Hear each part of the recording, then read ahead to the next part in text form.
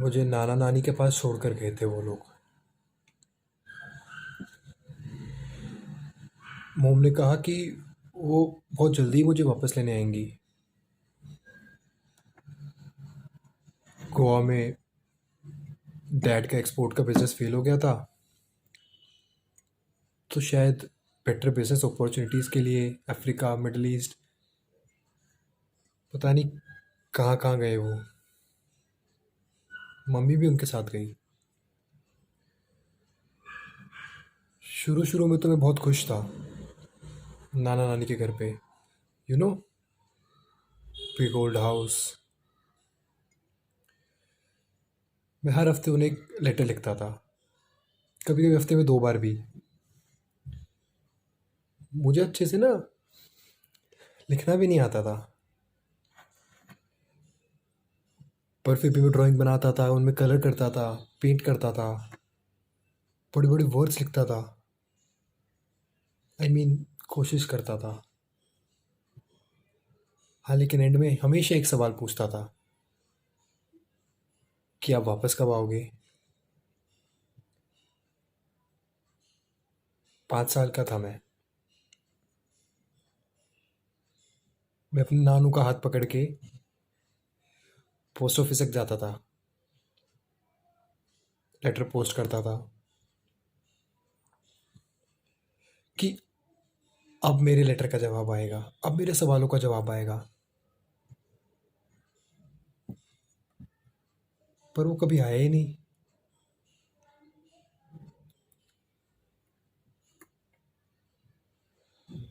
जब mummy papa का call आता तो वो बोलते कि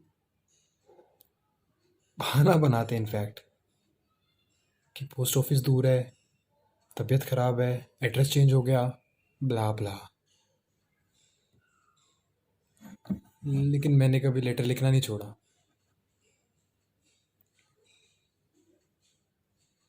फिर 1 साल बाद मॉम आई, तो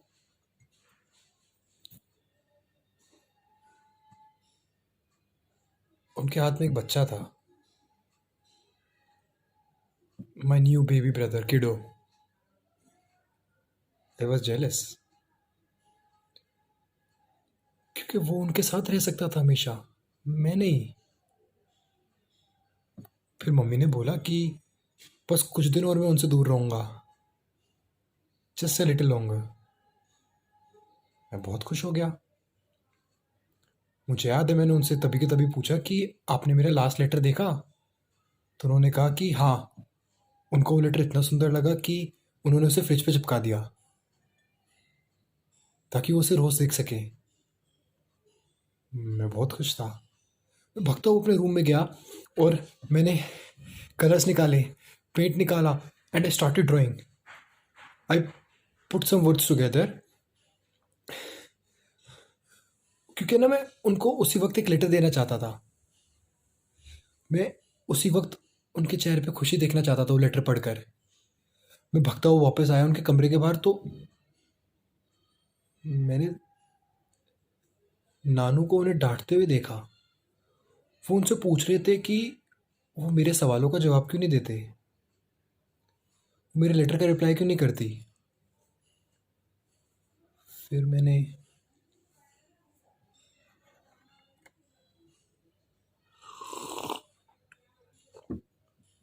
मम्मी का रिप्लाई सुना। वो कहती कि I can't give her false hope. मैं अपनी बेटी को झूठी तसल्ली नहीं दे सकती, अपने बच्चों से झूठ नहीं बोल सकती। सच तो ये है कि मैं उसे अपने पास ही रख सकती, जब तक बिजनेस सेटल नहीं हो जाता तब तक दो दो बच्चों को संभालना, उनके साथ ट्रैवल करना बहुत मुश्किल है।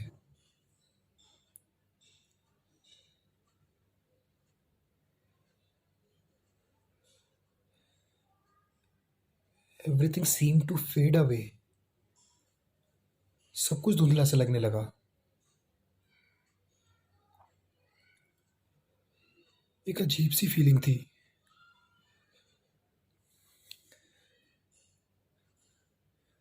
जैसे किसी ने तुम्हारे हाथ से रिमोट छीन लिया हो और टीवी पे से तुम्हारे फेवरेट कार्टून चैनल को हटाकर कुछ बहुत भयानक लगा दिया हो. Something horrified.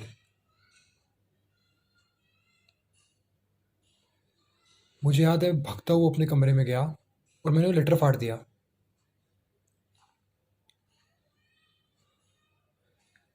As a 6 year, 6 साल का होके मैंने डिसीजन लिया कि मैं आज के बाद कभी अपने मम्मी पापा को लेटर नहीं लिखूंगा, कभी उनसे कुछ नहीं पूछूंगा. उसके बाद मैंने उन्हें कभी लेटर लिखा ही नहीं.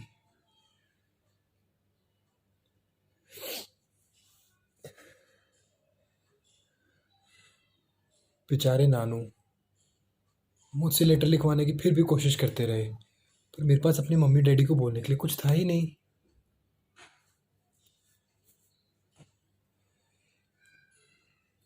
इनफैक्ट किसी को बोलने के लिए कुछ नहीं था.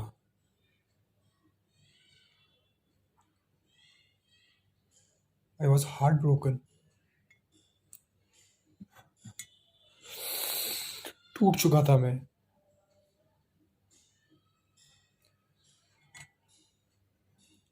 फिर कुछ समय बाद मम्मी का फ़ोन आया और वो कहती कि उनके किसी फ्रेंड ने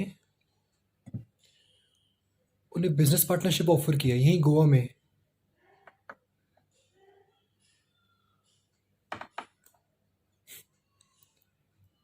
3 साल तक. इमेजिन, डैड का बिजनेस ही नहीं सेटल हो पाया. Imagine all this for nothing. Totally waste. वो लोग वापस आ गए फिर, पर वो साल मेरे लिए सबसे ज़्यादा स्ट्रेसफुल था. मुझे नहीं रहना था अपने मम्मी पापा के साथ यार, मुझे मेरे नाना नानी के साथ रहना था. और वो लोग मुझे अपने नाना नानी से भी अलग करना चाहते थे. मैं बहुत रोई, मैंने रोना धोना करा, मैं मतलब परेशान करा उन्हें. इनफैक्ट मैं सेकंड स्टैंडर्ड में फेल भी हो गया.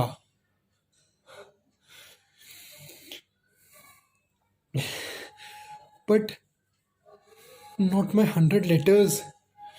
नॉट द फैक्ट कि मैं उनसे इतने साल दूर रहा, but that failure took me away from my nana nani and back with my parents again, with them again.